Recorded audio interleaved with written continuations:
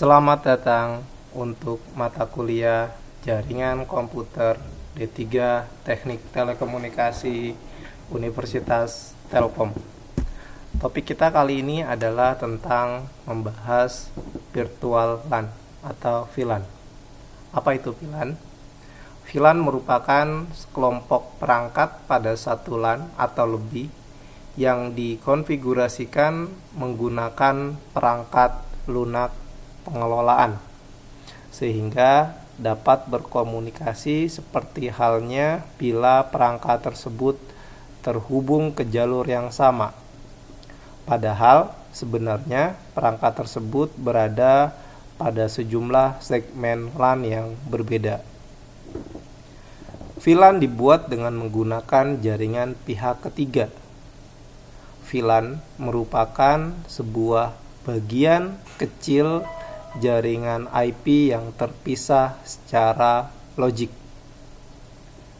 VLAN memungkinkan beberapa jaringan IP dan jaringan-jaringan kecil atau yang kita sebut dengan subnet berada dalam jaringan switch yang sama agar komputer bisa berkomunikasi pada VLAN yang sama. Setiap komputer harus memiliki sebuah alamat IP dan subnet mask yang sesuai dengan VLAN tersebut. Switch pun juga sama, harus dikonfigurasi dengan VLAN dan setiap port pada VLAN harus didaftarkan ke VLAN-nya. Sebuah port switch yang telah dikonfigurasi dengan sebuah VLAN tunggal kita sebut dengan akses port. Sebuah VLAN memungkinkan seorang administrator untuk menciptakan sekelompok peralatan yang secara logik dihubungkan satu sama lain. Dengan VLAN kita dapat membagi jaringan switch secara logik berdasarkan fungsi, departemen, atau partisi-partisi lainnya. Berikut adalah gambaran umum secara besar terkait mengenai VLAN. Tadi kita bahas ketika berbicara mengenai LAN design, ada switch concept, ada wireless.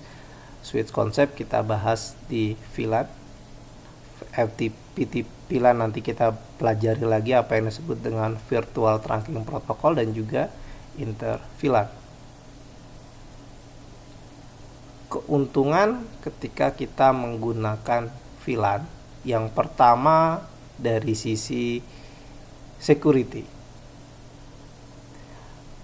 Departemen yang memiliki data sensitif misalkan kita akan pisahkan dari jaringan yang berbeda sehingga akan mengurangi peluang pelanggaran akses ke informasi rahasia data penting. Kemudian keuntungan lain menggunakan VLAN adalah terkait mengenai higher performance. Jadi meningkatkan performance dari sebuah bandwidth dengan membagi jaringan layer 2 menjadi beberapa workgroup secara logik atau broadcast domain.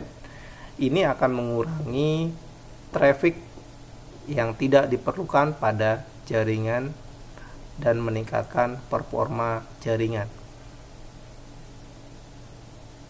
Kemudian keuntungan lainnya adalah broadcast storm mitigation. Dengan membagi sebuah jaringan menjadi VLAN juga akan mengurangi broadcast storm. Jadi badai broadcast itu memang sangat ditakuti ketika berbicara mengenai layer 2. VLAN bekerja di layer 2 sama dengan fungsinya dari sebuah switch. Keuntungan lainnya adalah dari sisi cost reduction. Penghematan biaya dihasilkan dari tidak diperlukannya biaya yang mahal untuk upgrade jaringan, dan efisiensi penggunaan bandwidth dan uplink yang tersedia. Security pun juga merupakan keuntungan yang berbeda, seperti improve IT staff efficiency. Ini keuntungan lainnya, dengan menggunakan VLAN maka pengelolaan jaringan pun akan lebih mudah. Ketika ada sebuah jaringan di departemen tertentu, maka kita dapat menentukan bahwa departemen ini merupakan jaringan yang lain. Seperti contoh di kampus kita, setiap gedung di kampus ini memiliki sebuah VLAN yang berbeda. Oleh karena itu, ketika ada sebuah jaringan yang mati, maka sistem IT staff-nya akan dapat menentukan VLAN mana yang rusak. Nah, ini contoh dari pembagian di sisi departemen. Kita bagi menjadi beberapa subnet untuk dapat kita tentukan mana yang rusak dan mana yang tidak.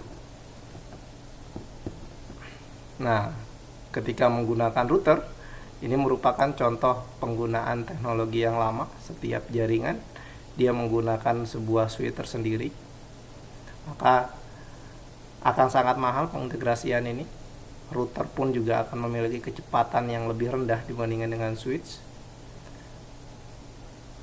dan subnetnya bersifat tidak fleksibel. Ketika menggunakan VLAN, maka cukup dengan satu VLAN, dia dapat terintegrasikan dari satu jaringan ke jaringan yang lain.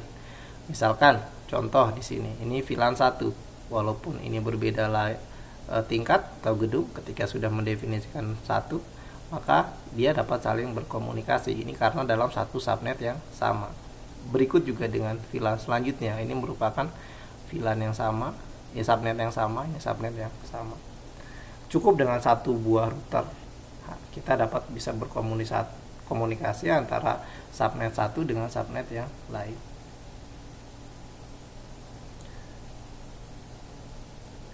Perlu kita definisikan juga ada VLAN number. Jadi VLAN number mulai dari 1002 sampai dengan 1005, ini merupakan automatic dari VLAN itu sendiri yang digunakan untuk token ring dan FDDI.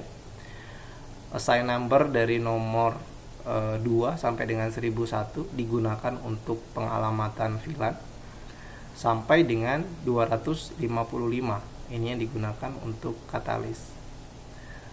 Selebih dari itu 1006 sampai dengan 4094 digunakan untuk jenis-jenis fitur yang lain. Untuk VLAN 1 digunakan untuk default Ethernet VLAN. Jadi ini tidak bisa digunakan. VLAN informasi di Cisco kita mengenal adanya VLAN .dat. Ini menyimpan informasi tentang proses konfigurasi yang telah kita gunakan, ada di flash memory pada switch.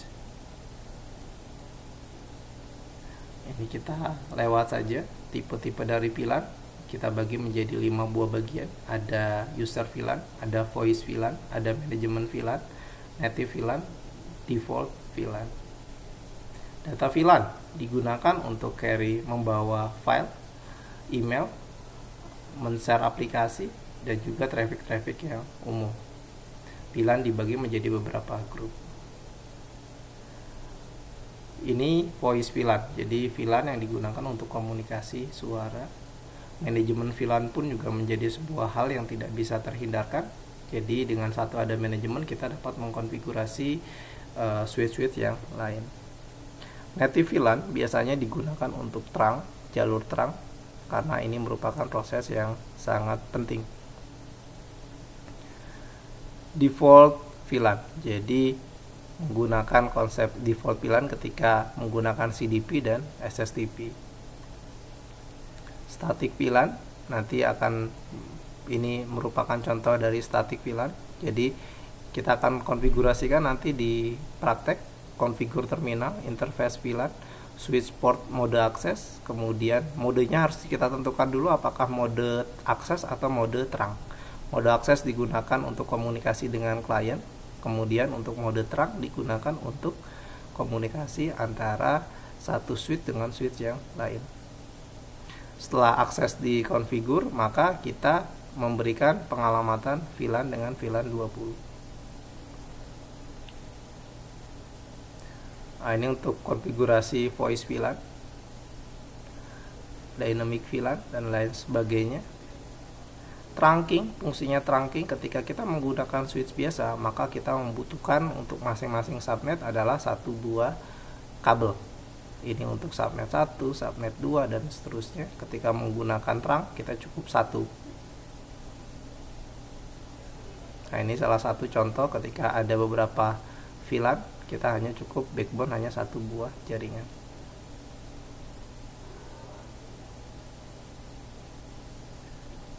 Kita skip saja karena VLAN lebih akan sangat dikuasai ketika kita langsung mengkonfigur.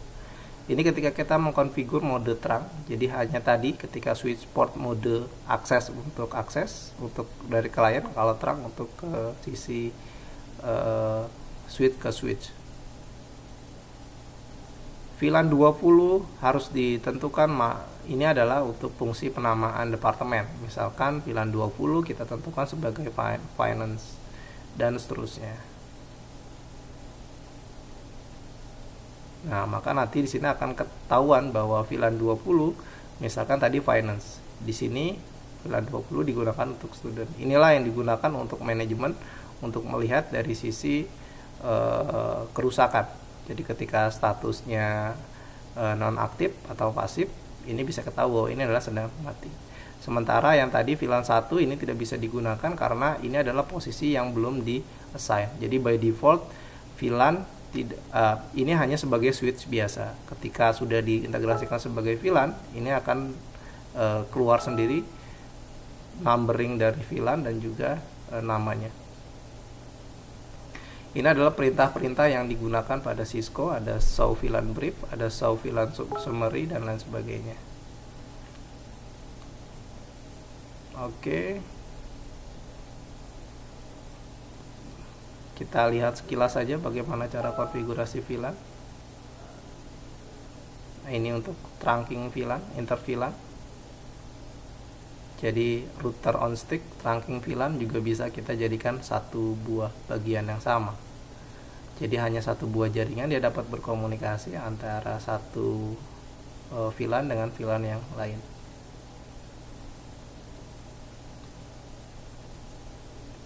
Ada multi layer switch yang bertindak sebagai fungsi dari fungsi dari sebuah router digantikan oleh multi layer switch, atau kita sebut dengan bahasa industri sebut dengan L3 switch.